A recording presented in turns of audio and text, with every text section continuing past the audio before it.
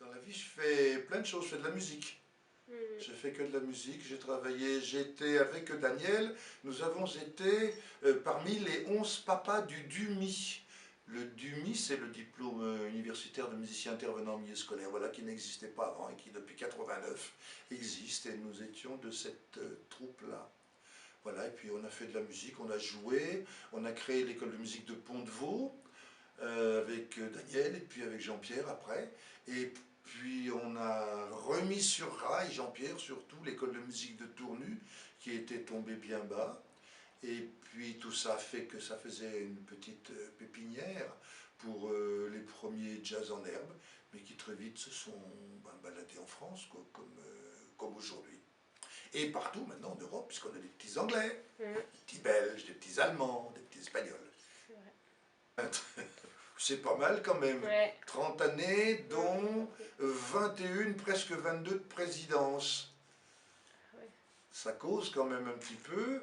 Et puis ça faisait un moment que j'essayais de soudoyer affreusement Robin, et qui disait toujours non, non, je suis pas prêt. Et puis un jour, il a dit ok, banco, donc j'étais vachement content. Et surtout, je savais qu'il était un vrai président. Et puis, Robin a fait combien, 4 ans, 5 ans? Je sais plus. Et puis après, il a dit, je passe la main. Et comme on avait les brothers métro qui étaient, eux, mûrs, l'un pour la gestion administrative, l'autre pour la présidence, et on a refilé le bébé à Romain. Et c'est vraiment un président du tonnerre. Yes. Ça, c'est du bonheur, de voir la relève dans les jeunes musiciens.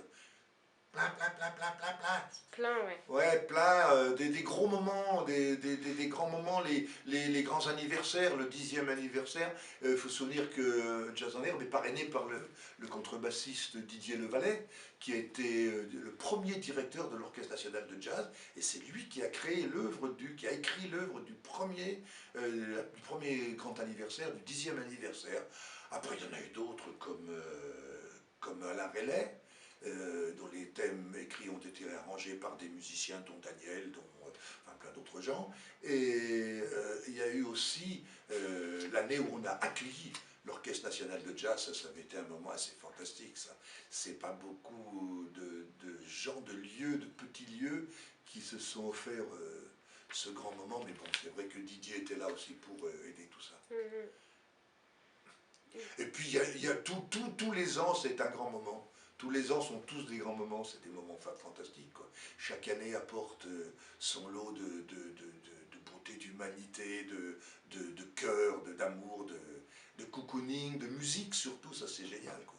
Et ce qui est formidable, c'est de voir des gens, dont toi, ma belle, qui viennent après bosser avec nous et qui sont là et qui continuent la route. Ça, c'est fabuleux. C'est pour ça que quand on se barre un petit peu, même si on n'est plus sur les stages, ce qui a été mon souhait après, parce que 28 années quand même, ça fait quelques stages, hein, mine de rien. Donc ça fait plus de pas loin de 70 stages, ça va, quoi. Donc il y a du monde pour prendre la relève, comme chantait Brassens, place aux jeunes en quelque sorte. Avec Daniel, on a embarqué Jean-Pierre, qui était un classique, lui, hein. Et nous, on était un peu des fanas de jazz, mais aussi de musique improvisée. Donc on suivait les ateliers de l'Arfi, d'Alain Relais à la Maison de la Culture de Châlons. Et puis surtout, on était branchés jazz et musique improvisée aux ateliers de rencontre de jazz contemporain de Cluny avec le Valais. Donc on était complètement branchés. Moi, parallèlement à la musique, je bossais dans un lieu de spectacle, un lieu de culture qui s'appelait le Centre d'action culturelle de Mâcon, qui a été exterminé, un peu, on peut dire, pour devenir un lieu de programmation. Et j'ai eu en charge la programmation de jazz pendant 6 ans. Là, on a eu pratiquement tous les ensembles de l'Arfi, tous les ensembles autour de Didier Levallet, mais aussi des gens qui sont venus après sur Jazz en Herbe. Donc on a eu du beau monde, on a eu des musiciens fabuleux sur Jazz en Herbe. Je reviens de plus en plus à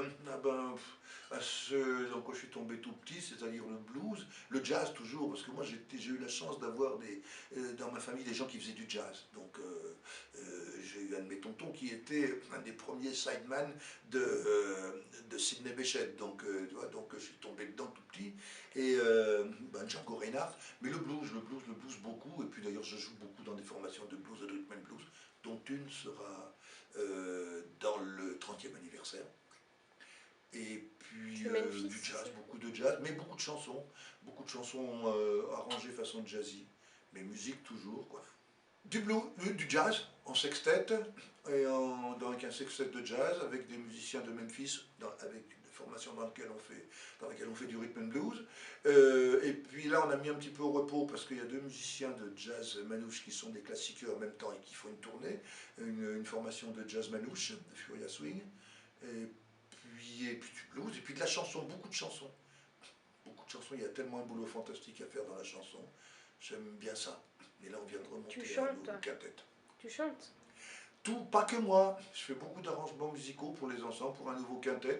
On a deux chanteuses extraordinaires et vocales, donc et une violoniste, percussionniste et un bassiste. Et moi, les guitares, les banjos, le violon, peut-être le cello aussi bientôt. Cool. Mais quand même, j'écoute surtout du jazz. L'auto est branché, fréquence TSF Jazz, 1000 jours par an, quoi, quand même. Voilà. Ah oui, c'est pas facile de s'en aller de sa maison. Ben, c'est un de mes plus beaux bébés. Avec, on a parlé de l'école de musique de Pont-de-Vaux, qu'on a créée avec Daniel, mais j'en ai fabriqué 4 autres. Et puis, bon, qui aujourd'hui continue, sauf une qui est morte de sa belle mort parce que pas aidée. Mais bon, Jazz en herbe quand même, voilà quoi, c'est un gros morceau. Et c'est surtout une famille énorme, et ça, une famille qu'on quitte pas facilement, quoi. Mais c'est vrai que aujourd'hui, on se rend compte que c'est quand même un truc assez fantastique. Au départ, on ne savait pas trop. Et puis, sans flagornerie, c'est quand même un sacré morceau, quoi. Jazz en herbe, on connaît partout, hein. Donc, c'est vachement bien. On a eu du beau monde, on a eu des gens qui venaient de toute la France, qui connaissaient, sans connaître forcément les musiciens qui étaient dedans, parce qu'il y a une aura, quoi. On a eu les petits Anglais qui sont venus parce qu'ils avaient entendu parler de ce truc-là et en pianotant sur Internet. Parce qu'aujourd'hui, il y a ces outils. Quand on a commencé Jazz en herbe, on n'avait pas Internet. Hein, on tapait sur ma vieille Remington, on faisait des photos en noir et blanc et on les portait chez les gens. Tandis que maintenant, un clic et voilà. Ce que je te disais tout à l'heure, pour nous, chaque année a son lot de merveilleux. Mais je crois que pour les trois papas, c'est trois papas et pas un couffin, mais un jazz en herbe. C'est le 20 mai 1986, c'est notre première réunion, on a dit on fabrique un truc, et c'est un stage de jazz, et ça s'appellera Jazz en herbe. Je crois que c'était là un sacré beau moment. Ce que je prépare pour les 30 ans, eh bien déjà une pièce écrite, bien sûr, comme mes copains, comme plein de gens. 5 ou 6 au moins on est. Et donc c'est pas terminé, mais le thème est déjà écrit. Et puis un ten-tête qui a déjà joué, avec lequel j'ai déjà travaillé. C'est tous des gens qui sont issus de Jazz en herbe. Donc soit ils sont encore dans les stages, soit ils sont déjà sortis, mais toujours soit dans le bulot, soit dans l'environnement proche de Jazz en herbe. Et on a déjà joué ensemble pour l'anniversaire d'une des formations avec laquelle je joue. Et quand je leur ai proposé de refaire ça, bien sûr, on a déjà commencé les répétitions, ça va être vachement bien. Et puis Memphis qui va jouer, une vieille histoire donc entre Memphis et Jazz en herbe, puisqu'on a déjà beaucoup travaillé, que les enfants de mes copains ont été à Jazz en herbe, et puis voilà, donc on a une vieille histoire de famille et de cœur et d'amour entre les deux formations, et les musiciens de Jazz en herbe ont pratiquement tous joué, enfin ceux qui ont les rênes maintenant de l'association, avec cette formation, donc ça va être un moment assez fantastique.